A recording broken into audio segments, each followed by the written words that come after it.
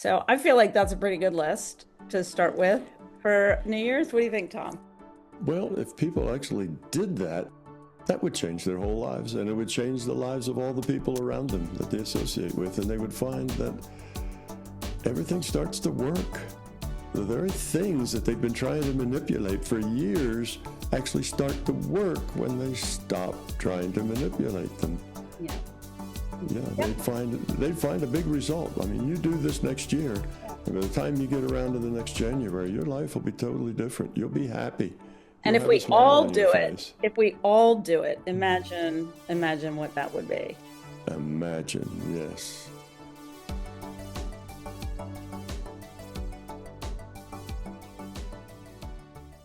So first, Tom, I want to say happy birthday. I missed you on your birthday.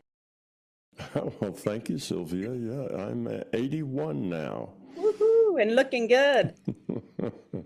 Yes, well, I look and feel more like, 50s or 60s than I do 70s or 80s. So that's good. My health is fine. I take zero medications. I go to Amazing. the gym, and I'm pretty healthy. Amazing. Yay. Good to hear. All right, Tom. Well, I think this is going to be the first video that you and I appear together. And outside of a small number of people that heard me speak at your consciousness conference in Huntsville a few years ago, nobody from your audience will know who I am. So I thought we would kick off by doing a little introduction. And I had an idea, which is I thought maybe I would tell the audience who you are to me, and then risky, because I've never asked you this, but then have you tell the audience who I am to you. How does that sound? Oh, that sounds delightful. Go Okay. right ahead. Okay. So I like to characterize Tom as a cross between a loving uncle family member and kind of my, I don't know, my mentor, spiritual and emotional guide, friend. We've known each other for almost, I think, coming up on 50 years, Tom. So since I was 14 years old, or actually, you corrected me last time we talked about this, since I was Hmm. 12 years old, Since you were 12 years old. and you moved into the neighborhood I was living in. In fact, you moved into my best friend's house, a few houses down Hmm. from ours, and quickly became friends with my parents. And then I started babysitting your young son. And then a couple years after we met, I got into a tragic car accident, and you stepped in and said, I think I can help. And a story unfolds from there.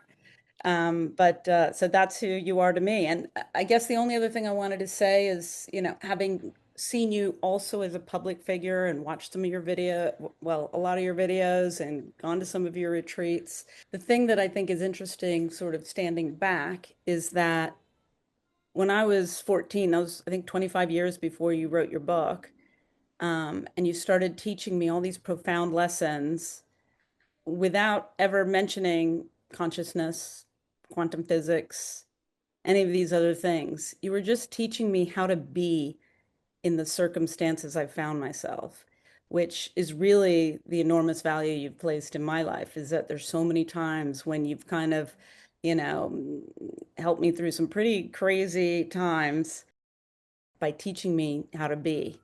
So anyway, so that's kind of some of the stuff I want to talk about today. But Tom, it's your turn. Like, who have I been in your life? Okay.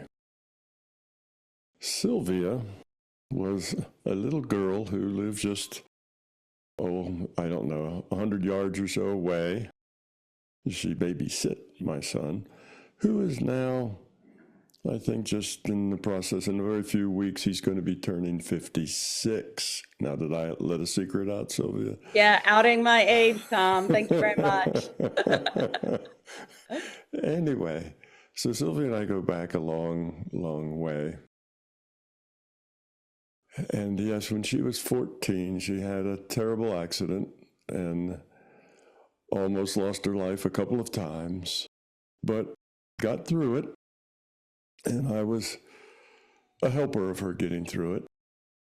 I had already been out to the Monroe. It wasn't the Monroe Institute then. It was just Bob's house, and I'd been doing that for some, I don't know, 5 years or so before Sylvia had her accident. So I knew a bit about healing and a bit about how to manipulate energy and that sort of thing. And Sylvia, being the daughter of good friends of mine and a lovely little girl in her own right, I took it on to kind of take care of her as far as the healing and the time she was in the hospital and so on. And she's written a book about that. Well, it's not just about that. That's just a thing in the book. It's really not about that, but it's about Sylvia and her life. And that was a big part of her life. That was a big learning moment and kind of turn in her life. She found out that she was not immortal. she had to deal with reality as it came, and how you deal with it was important. And she had this great learning opportunity as she lay in bed with half a dozen broken bones and both legs in traction, immobilized, to think about how to deal with those hard things in her life. She had a really good lesson there, and she learned an awful lot. So I was glad to be there for her and kind of help her see things in a way that made her think that maybe it all wasn't a terrible tragedy. It was just what happened, and you deal with it in the best way you can, and you smile through it, and you crack some jokes through it, and you'll come out the other end, and eventually it'll just be old history. So she got this bigger attitude toward life, and she's kept that all along. And then she went off to college, and then she got married, and then she had children, and so on. And I've been in and out of Sylvia's life through all of that. I was kind of her go-to person when there wasn't but anybody else to go to, and the problem was scary enough to call up old Uncle Tom and see what he had to say about it. So I'm not sure I would say that there was no one else in there for. I mean, I saved you for the special moments because I didn't want to bother you too much, Tom. Yeah. I wanted to call you every single day, but I didn't think that would be good for me or you. Yeah. Well, what I meant is that when things got tough enough that you needed some help from a different viewpoint, that you kind of worked all the angles and all the sides that you could possibly work. And when you had done everything that you could possibly do and you still wanted to do more, then you'd give me a call and we'd talk about it. That's really what I meant to imply. Yeah. But anyway, Sylvia and I have always been very close since that first encounter with her terrible accident. We kind of bonded there. That was a necessary thing for me to work with her and to help her survive. And since that time, we've had this bond, and it's a bond forever. So we are connected in some way that is just a connection in consciousness. Yeah. So that's very nice. So Sylvia's very special to me, and I'm very special to her, and that will always be that way, although our lives haven't intertwined that much. Sylvia's in the Northeast, and I'm now in the Southwest, so they're about You're as now all opposite over as the place, Tom. Yeah, I'm all over the place. Yeah, I've got several houses, several places now that I'm trying to sell and find one residence. But anyway, so time and space have no effect on this particular bond. It's just that we have this, so we'll always be very deep friends. Yeah. Anyway, so Great. Yeah, Sylvia is to me like, she has been for a long time like a long lost daughter, but then somewhat 5 or 10 years ago, she stopped being long lost, and we actually made a connection after about 20 years of not speaking to each other, not seeing each other, because you were off to college and marriage and motherhood, and I was also busy with my things. But we got together, 5, 6, 7 years ago, maybe more.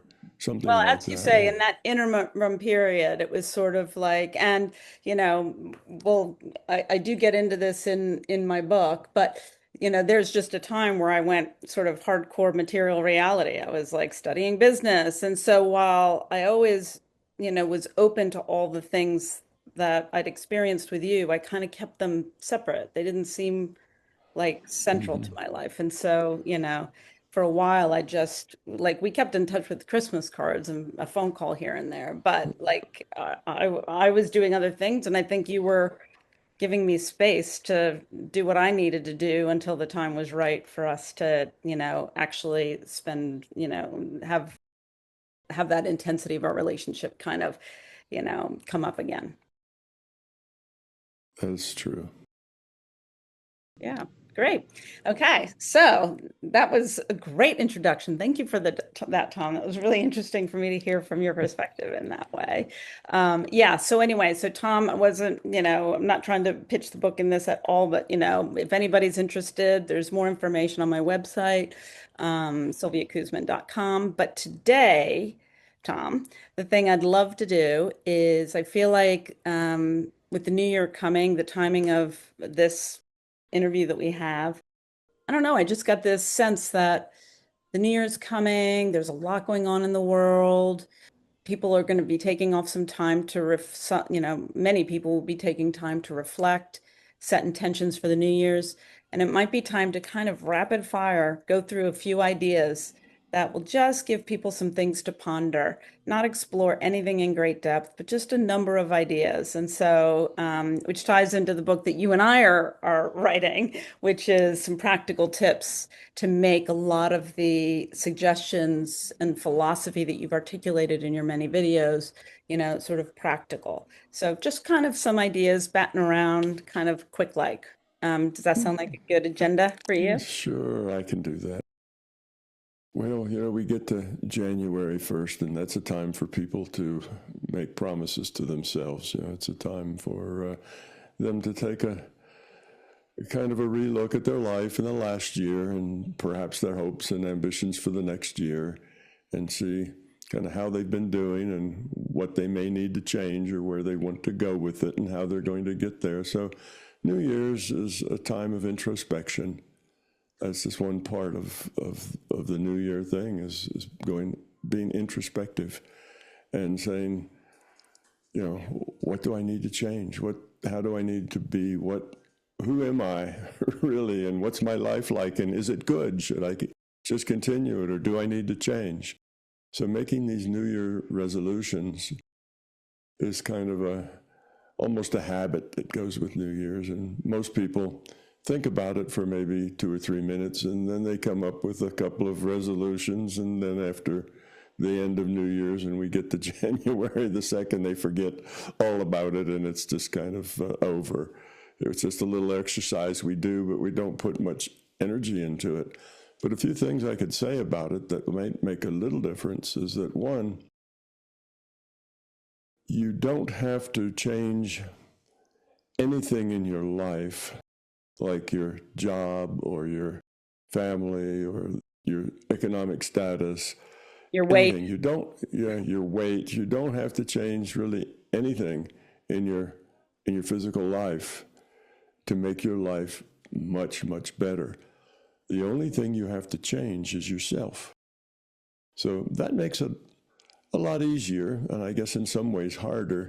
You can't really change other people anyway. To think that, oh, this year, I'm going to help my family be nicer to me or something like that. I'm going to get my boss to give me a raise. If you're thinking about making life better because of the way you're going to change events outside of you, that probably won't work out so well because you really can't change anybody else from the outside. They have to change themselves from the inside.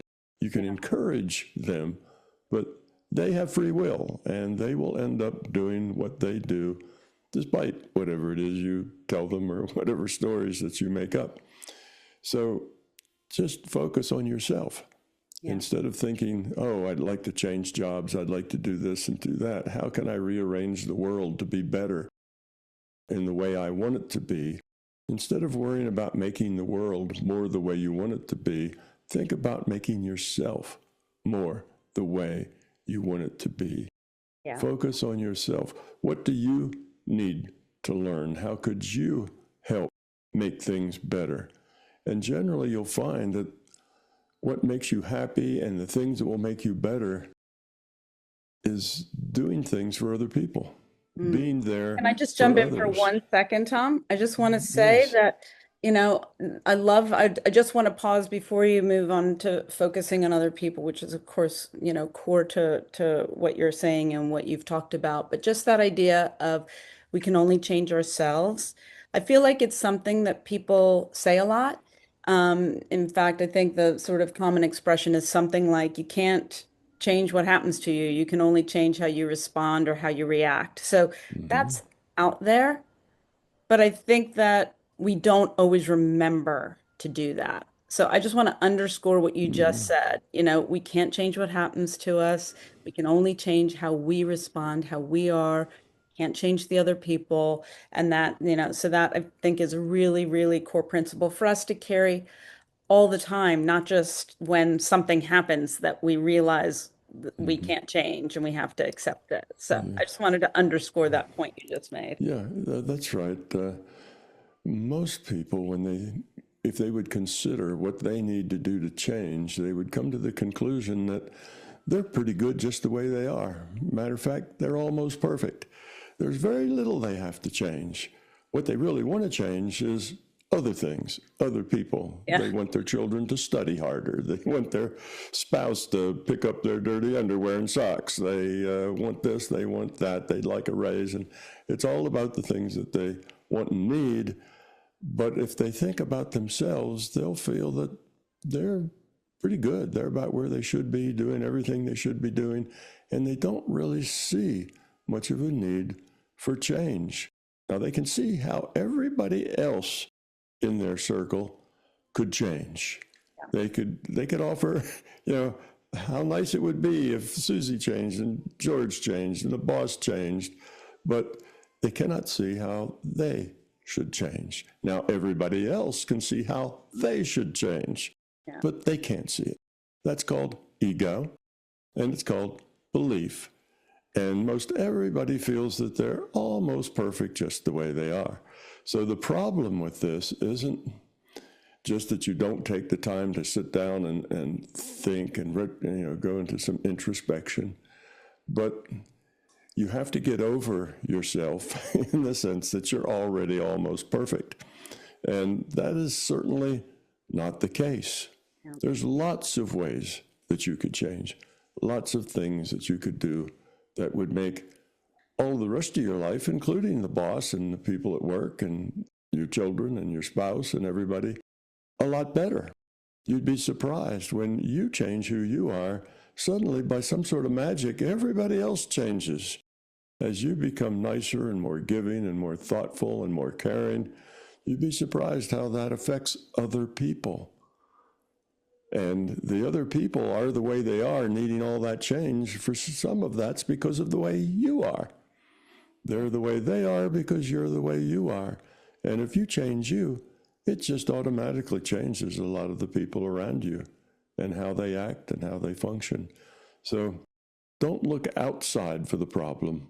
Look inside for the problem. Don't let that ego trick you into thinking you're already almost perfect just the way you are. Realize that there's a lot to learn. Think about how you make your choices.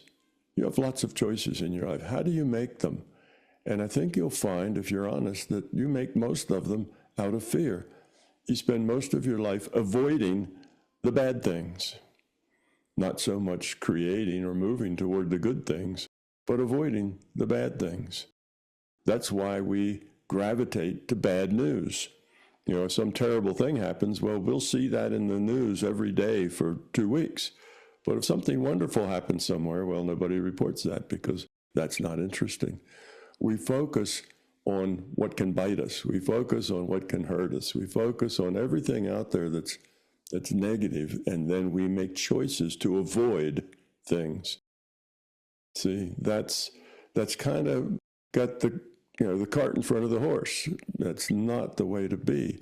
You need to be positive about all things. And when you become more positive, the world around you will become better and more positive as well. Yeah. Can I add to that? It just occurred to Sure. me as I'm thinking about when you're talking about the different New Year's resolutions, like get a new job, lose weight, exercise more, whatever it is. I mean, some of those are health things and are good things, and we should all do, some of them. But I think many of them, as you're saying, I think we all want to be liked and be likable. And I feel like a lot of people think if I get a better job or if I am, thinner, or like we have these things that we think that somehow if we impress people in some way, that people like us more. But in fact, it's really people like us based on how we make them feel about themselves rather than, the fact that they're impressed that we got a new car or we have a new job. And so that kind of speaks to what you're saying is that in a way, connecting to others, thinking about your impact on others, thinking about how your actions are making other people feel about themselves in some ways is really the route forward to also get you the connection you're probably seeking. No? That is, yeah, that's very true. Others can see through most of your games. Others can see through most of your ego. Others can see your image that you try to maintain. Others know that you're trying to impress them with your this or with that. That's very obvious to others. It's not obvious to you that others realize that. So trying to impress other people really tells them that you've got a whole lot more ego than probably anything else going for you, that you need to feel impressive. You need other people to see you that way.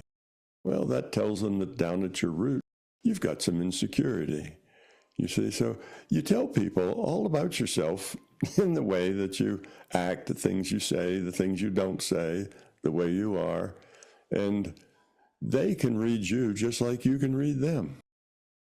I know you think everybody thinks that they're the singular reader of others and nobody can read them, but it doesn't work that way. So if you're just nice and you're pleasant and you're caring and you ask, how can I help? What can I do? What sort of service can I render here? How can I be more useful? Then other people will look at you and say, wow, that's a really great person. Yeah. You will earn that like and that admiration, not because you have the biggest diamond on your finger, not because, you drive an expensive car or live in an expensive house. That doesn't impress people in a way that you really want to impress them. That makes them very wary of your ego and your status and your power. And if anything, it puts them off. It doesn't draw them in. So see, the very things that you fear, you act in a way to create those things. You fear people won't like you. You fear people won't think you're a really fine person. So you act in a way to demonstrate to them just how fine and wonderful you are, which makes them think less of you. So you see, your fears tend to make you act in a way that your fears come true. So that's a really good reason why you should act very positive, because then positive things happen and positive things come back to you, and you do get that raise from your boss, and your spouse and your children do change the way they act, because like I said, they are the way they are partly because of the way you are. And you are the way you are partly because the way they are.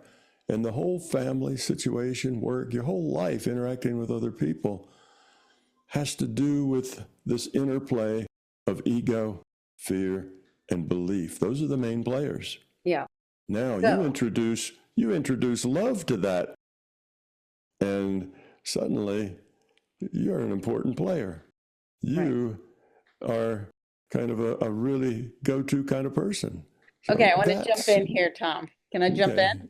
So, I feel like here's a good time to talk about all the ways we can recognize in ourselves when when fear, ego, and beliefs are working within us. Like, so for example, being incredibly reactive to others, getting really triggered, like having all these negative emotions often is a sign, or feeling like, oh, woe is me, like, why do bad things always happen to me? Or there's Mm, all sorts of ways that I think, just at a really practical level, if we can recognize, like I know whenever I feel reactive, which I do, I'm not Tom Campbell. I'm a normal human with normal human emotions, even though I've had you as a coach for all these years. It happens a lot less frequently than it would have without your guidance. But I still have moments where I get riled up. But now I've learned when I get riled up to be like, whoa, take a beat. What's happening? What is going on? And I think that's a really helpful thing to talk about as people go forward is like, what are those things that can make you stop, take a beat, take a breath, and reassess the situation? well, you have a very good meter that's part of your being as far as measuring how much fear and ego and beliefs that are making your choices. And that is just your feelings. Anytime you feel negative, and by negative, I include things like stress, not just obvious things like anger, but just stress, upset, annoyance, feeling unappreciated, all of those things that are not happy thoughts, but the kind of things you live with day to day. Everybody seems to live all day long with these negative occurrences. Somebody at work put your proposal down, and somebody else did this, and it's all about the negative things. Again, we are attracted to what's negative. Something negative, everybody looks. Something positive, nobody cares. So that's how we react. We have a lot of negative things going on in our life. And every time you feel some negative emotion, even if it's just stress, that is coming from fear. That's coming from ego and beliefs. There's no other source of it. If you got rid of your fear, you'd also get rid of your beliefs and ego. And if you did that, you wouldn't have any negative moments. You wouldn't have any stress. You wouldn't have any, oh no, that's too bad. Somebody said that I was inadequate, or my work wasn't good enough, and that's upsetting to you. Well, being upset's negative. And if you got rid of all that fear, it would be impossible to get you upset because you just deal with life in a positive way.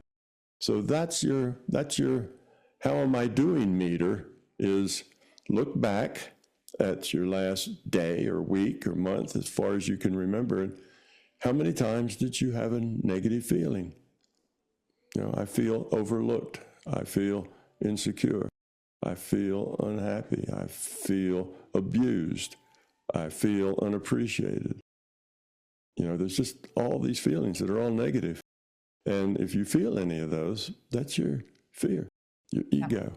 That's what you need to change. If you're wondering what it is about you that you should be working on January the 1st when you make your resolutions, it's trying to reduce your fear. And once you start down that path, you will be surprised at how much fear is making your choices. Almost all the choices you make are made in order to avoid something you think is bad, Yeah. in order to keep something bad from happening. They're all negative. You're not making choices in joy. You're not making choices in confidence. You're making choices out of fear. So most people, most of their choices are fear-based. Yeah. And that means that they will live basically an unhappy, sometimes sad life that feels kind of empty. There's something wrong. They have this sense that life isn't as much as it should be. Yeah. Life is somehow flat, or there's something to fix. Yeah, there's always a struggle, a barrier, something to get over, something to fix, something that is in the way, something that's the problem. If I could just get that fixed, wow, it would be perfect from then on out. But when you do get that one fixed, okay, it's perfect for about a week or two. And then you find, oh, there's another barrier. Yeah. It's a little different this time, but similar. Now you have to work on that one. And your life is a struggle, a constant struggle. Yeah. And instead of life being a constant joy and constant fun, you're living in a constant struggle. And I'd say 99% of the population lives that way, in constant struggle. And that's what you should decide on January the 1st, that you'll stop struggling. And the way to do that is just become positive. And as you feel yourself leaning toward the negative, to having a negative feeling or a negative emotion, then just stop and say, no, I don't want to be like that. Don't say, I don't want to act like that, because being a better actor isn't the point. It's, I not want to be like that, and just don't do it. And after you've caught yourself maybe 20 or 30 times being like that anyway, even though you're trying not to, it'll get less and less and less. And over years, it'll go away and you won't be like that. And now you'll be a different person and your life will have more joy in it. Okay. And then when you, go ahead. Oh, sorry, Tom. I'm looking at the clock and I'm being mindful. So, Sylvia, with me, you got to jump in or you'll never get a word in edgewise. I've learned that. So just jump right in. Okay, good. So I was just gonna jump in with some Tom wisdom, some things that you've taught me that really helped me about how to release fear and ways to think about it, because it's tricky. I mean, I know you do a lot of this now. Naturally, you live in that space, you're embodying it, and all these things have all come together. But for me, I had to learn these lessons kind of piecemeal, and then eventually they started to merge. They're not all fully merged, but do you know what I mean? And so um, I would say that one of the things that you taught me is when you're feeling that negativity, a lot of times it's because you're creating stories in your head about all the bad things that could happen. And you're starting, it could, because you're in this brace position. So you're like, okay, what's going to happen over here? What's going to happen over here? I better, not make these bad things happen. And one of the ways you taught me to kind of inch out of that mode is to try instead to, I call it trust the future for myself, but it's like um, trusting yourself in a way that you're going to be able to deal with whatever happens. Like, yes, bad things may happen, and yes, be responsible, put on your seatbelt, like do all the things you're supposed to do, but you don't have to worry ahead of time. You can do things that prevent bad things from happening. We should all do that. But you don't have to worry ahead of time, because if something bad happens, and something will, you have to accept that too. When the bad things happen, then you're just going to deal with it. And so I don't know. I think of it as two things. I think of it as practicing acceptance and living gracefully with uncertainty, both things that you talk a lot about. But that's how I think about it. I think about, get rid of the stories in your head, practice acceptance, and live with uncertainty. And those are my tools for trying to, when I feel those sorts of feelings, those are the types of things I try and do to get out of it. Yeah, well, there's another way of saying this, and it's pretty much the same thing, but it's another perspective. And that is, first, if you understand that you are here to learn. You're here to become love. You're here to get rid of your fear. You're here to become positive. That's your mission here. That's why you're here. That's your goal. That's called leveling up, or increasing the quality of your consciousness, or lowering your entropy for a technical term. But that's your purpose. So then, if you understand that, then life becomes easier, because you realize that it's not so important what happens to you as it is how you deal with it. It's the choices you make in dealing with things is where you grow. That's where you become better. lower your entropy, increase the quality of your consciousness. So instead of looking out there at the future and saying, how can I manipulate everything to be the way I want it, the way I know it's best? Even I know it's best for everybody else to be this way. How can I manipulate it to be the way I want? How can I avoid all those negative things that I'm afraid of? Instead of looking at how can I manipulate the world to be the way I want it, let it be however it is. Like you say, acceptance. The world will be just how it is. I am not the master of the universe. I cannot change other people. I cannot make things happen the way I want. And if I try and try and try, I'll just get frustrated. And then I'll get upset.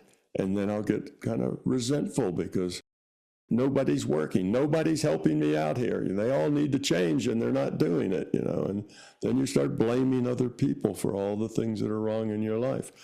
So if you just say, well, whatever happens will happen. Yes, sometimes you're right. Sometimes you get the bear. Sometimes the bear gets you. Sometimes it's going to be awful and sometimes it can be horrible. But that's the way your life has gone. Now, rather than trying to avoid all that, just accept it as it comes and realize that what's important, where you grow, is not the things you weather, but how you deal with them. Yeah. Do you deal them with positivity? Do you accept them? Do you work through them to find your best low entropy path to get through that? And if you do, you turn everything, even the bad stuff, into amazing lessons that you learn from. And now all those bad things that you want to avoid become the very things that will teach you how to grow up if you just meet them and deal with them. So when you kind of have that approach, then it sounds like a better, more logical way to be, instead of worrying about all the bad things that could happen and being miserable because the world isn't the way you want it. You let the world be the way it is. Now, that doesn't mean Pollyanna, whatever happens, whatever anybody does, that's okay. No, That's an definitely extreme. not. We're not talking Yeah. about that. Yeah. You still have to do your due diligence. You have to be aware of what's happening in the world. Yes, if something's coming your way, you should probably duck.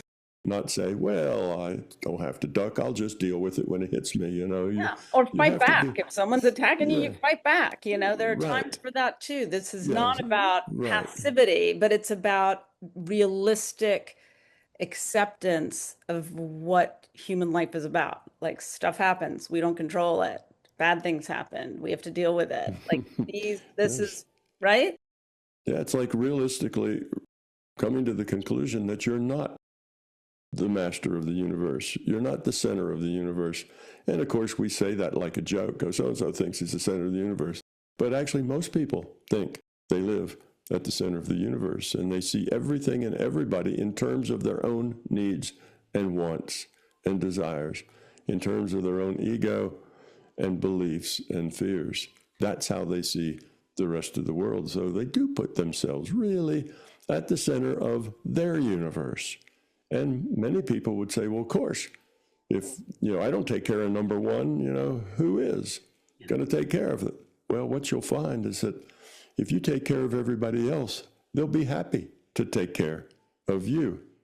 If you try to go around and push everybody else to be the way you want them to be, they actually won't like you. They'll resent you because nobody likes being pushed and told what to do. Yeah. And Let then you'll get a people make lesson their own because people don't choices. like you. Exactly. I think a lot of this too. I mean, I think there's so many ways to learn this. One of the things that I cared about enough to really, really focus on it and think about it and try and learn some lessons was having kids, because this is a really important concept when you're raising children, because bad things are going to happen to your kids, and that's painful, but it's really important for their growth. And so, of course, not really, really terrible things, but do you know what I mean, Tom? That just Sure. sometimes with your kids, they've got to skin a knee to learn to be careful.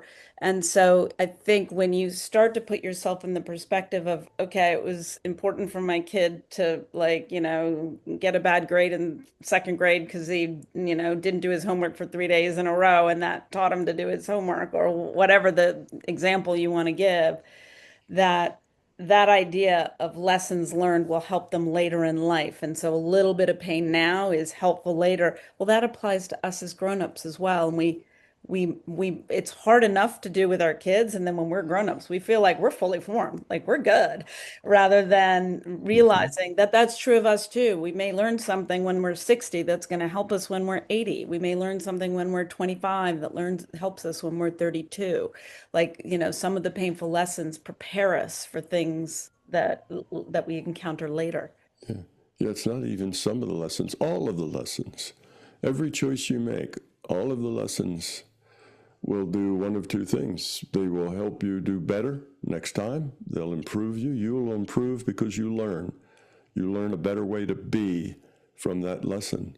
Or you will make those choices out of fear, and you will learn that life just keeps getting more and more difficult. The treadmill that you're on just keeps going faster and faster. The meaning and the joy that you're looking for gets farther and farther away. So that's your choice. You can move in either direction. It depends on how you make those choices. If you make those choices out of sharing, caring, compassion, benevolence, how can I help? Then you will find your life becomes richer and better. And I know people will look at that and say, nah, if I did that, everybody just used me as a doormat and my life would get terrible and all these things I'm trying to control would come apart. But that's your fear talking. Yeah. That's you worrying about what negative things will happen. Yeah. Yes, you do have to be aware of negative things and what they're happening. You don't want to step in a big trap that snaps your foot. You need to be careful about things. It doesn't mean that you should be silly. Yeah. But there is no good fear. Fear is not a good thing. People say, oh, yes, it is. Fear is a good thing. Because I have fear, I don't go out in the woods at night, where the wild animals are, where the grizzly bears live. No, that's wrong. You don't go out in the woods at night because you're not stupid. That's why you don't go out in the woods at night. Being fearless doesn't mean that you become an idiot. You see? Yeah. There's a big difference there. No, So, I agree. It's yeah, you're not yeah. attaching, I feel, well, what I'm hearing and I'm, taking in from this is that you could do exactly from the outside, people looking at you, you could be doing exactly the same things, but it's how you're responding to them internally also that determines whether those are the right things to be doing. So you could do everything Mhm.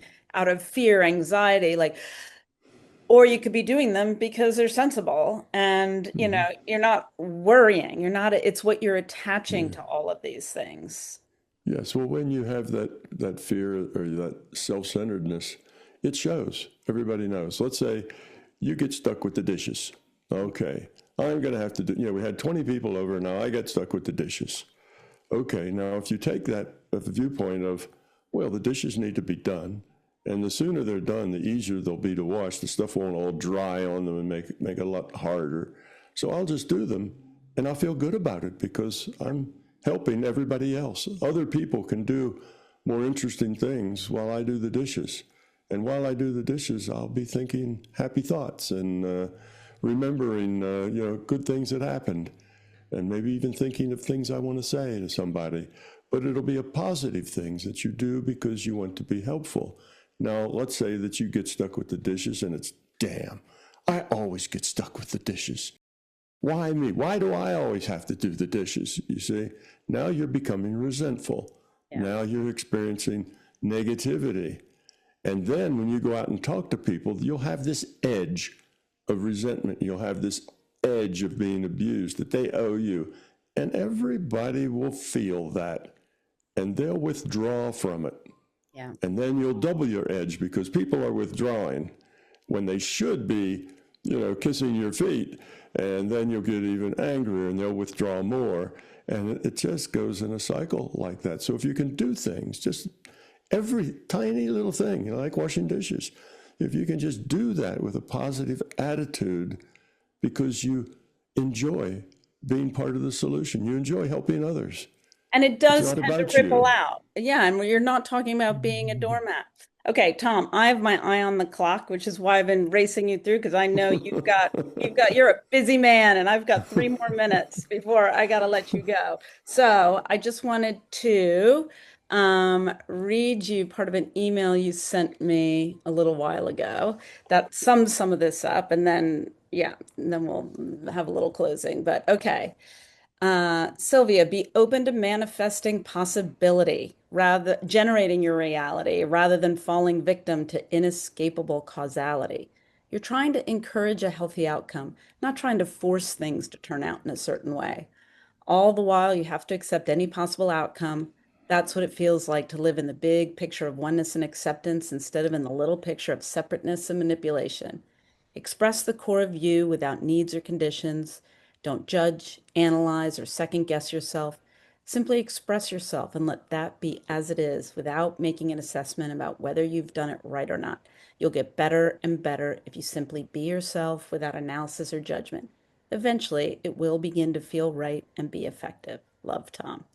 So I thought that was a lovely encapsulation. Mhm. So for our listeners, I've been taking notes. We talked about for little New Year's resolutions. If any of these or all of them are people's things that people are interested in, we're going to focus on ourselves rather than trying to change others because we realize that's all we can do. We can only change how we react to things. We can't control things.